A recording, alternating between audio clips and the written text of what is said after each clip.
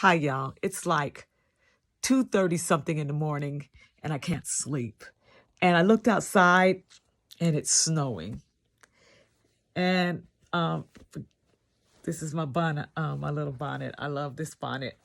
It's nice and it's thick and I just love it. Anyway, so I looked out the window. Like I said, to be exact, it's 2:39 a.m. I looked out the window, it's snowing. And it's Colorado spring snow, of course. And I just kept looking out the window, and I know so many times that I'd look out the window and I'd see the snow, realize I'm in the mountains, and I would just have a full blown panic attack. And so today I was looking out the window this morning and I felt peaceful, but I also had this surreal feeling of this stuff is can't be real. This coronavirus thing has got me feeling some kind of way.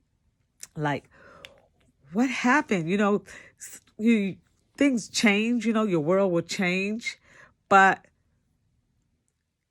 it usually gradually changes. It's just like changed overnight. One minute I was sitting at my desk at work, and the next minute I was packing up my stuff, and we were going to go for an extra week to, I doubt if we'll ever go back there until who knows when. The world changed just like that. And in our hearts and mind, we're just praying that it'll go back to normal. But do we really want it to go back? I mean, a lot of me says yes, but then a lot of me knows that there's a lot of bad that's just happening and it's got to stop. And things are out of control, out of hand. We needed something to just make us stop. And I don't think we're to the point where we have really, really, really stopped and really, really grasp how we need to change. And that's scary because I'm too scared to have to go through something traumatic in order to figure out what that change has to be. So these are some very trying times, uncharted territories for us, and it's very divine. This is so divine. Like, the only way to solve this is through divine intervention. This is way above us. Just so wow. I mean, that's all I can say this early in the morning is it's just wow. I'm just perplexed. Oh, and by the way, I'm on my new phone too. So I love it. It's the iPhone 11 and I'm happy I have it. I'm kind of like impatient because of all of this. I can't get it activated. So as soon as I get it activated, my little 7-year-old granddaughter will get my old iPhone 10, and we think that's important that she has it. We don't. She has. It's not a phone, but she gets to FaceTime me. Sometimes her sister's babysitting her, and her mom has to run somewhere. Sister ain't the most reliable person. I'm only 2 minutes away, so she will FaceTime me if she needs anything or she just wants to talk to somebody. Because big sis, who's 14, yeah, she's 14. She tends to sleep a lot. Yeah, she stays up late and then she just sleeps a lot. But anyway, so I don't know. Only God knows. And the only thing I ask God is some main things is number one, to not let me have the spirit of fear. Two, to not let me and my family ever experience hunger. Three, if this world is going to get worse, to take us with him in the rapture, that we do not stay on this earth to doom and disaster. Those are the things that are really important to me. And also, if we get through this, to have a better life. At least get a better life out of this. And I hope this doesn't last very long. This is very perplexing. And I know y'all are sitting there thinking the very same thing, like, what? And people aren't very taking it seriously. I was on Instagram and I was on, I have this Instagram where it's all celebrities. And I'm looking like, dude having a birthday party and he has his friends over his house, and it makes me mad because they're not taking it serious. And the more people not take it serious, the more quarantined we're going to be.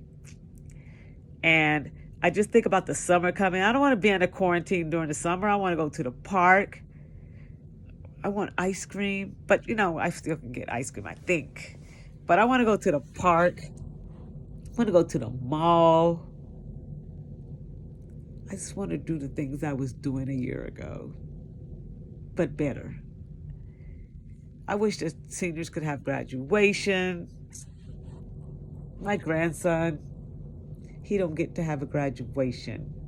My first grandchild to graduate from high school. Bummer, dude. I'd rather his life than graduation. Do you hear me? I'd rather his life than graduation because I love him more than graduation.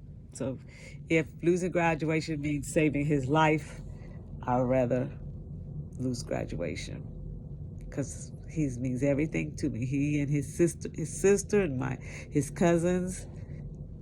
Yeah. But anyway, it's early in the morning. I haven't been to sleep. I'm stuffy, allergies, and that's the Lord have mercy. We forget, coronavirus is taking over so much. We forget there's other things that just can really set you off. And my allergies are there, so I'm really, really stuffy. And then I'll get that little mucus in my throat, and I feel like, oh my gosh, I got corona, and a lot of that is actually allergy. So, I'm looking toe up from the flow up, but that's just because I'm tired. I'm like, need to go to sleep because I got to get back up. I got to get on the computer in case the kids are trying to get in contact with me about anything. So their lessons start online next week. And so, but anyway, I thank God for the opportunity to still work with them. I mean, I'm grateful in a lot of ways. Tonight I was watching those infomercials, and it was showing a CD.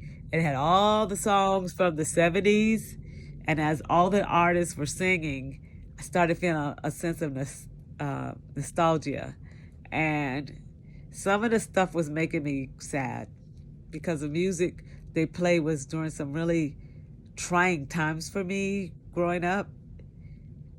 And I just kind of got to the point where I was listening to all these old music, and even though there were some good times, a lot of it brought some sad times to me, when I was going through some stuff internally. And I'm trying to think, when did the music start? What era could I listen to music where I didn't feel a little sadness? Where I didn't feel like, oh my gosh, I was going through so much. I'm thinking maybe, I don't know, maybe the 2004, 3, 4 on up, things got a little better, that the songs didn't make me feel sad. I think so. Yeah, I think when we hit around 2003, the songs of that time to now, I can listen to, and I don't feel sad. I don't feel some type of hollowness, some kind of hurt, because I've been through some stuff, but not on the scale that people who have really been through some stuff have been through. Like I've been through a lot. Oh my gosh. Maybe I'm underestimating the lot I've been through. But in the midst of all the things I've been through, I've been blessed more than anything. So anyway, that's my early morning rambling. I just thought I'd get on here because the phone is new and I wanted to try out the camera. But most of all, I just want my life back. I want to feel some sense of normalcy because this is something new and I don't understand it. You guys, rise, shine, and give God the glory. Bye.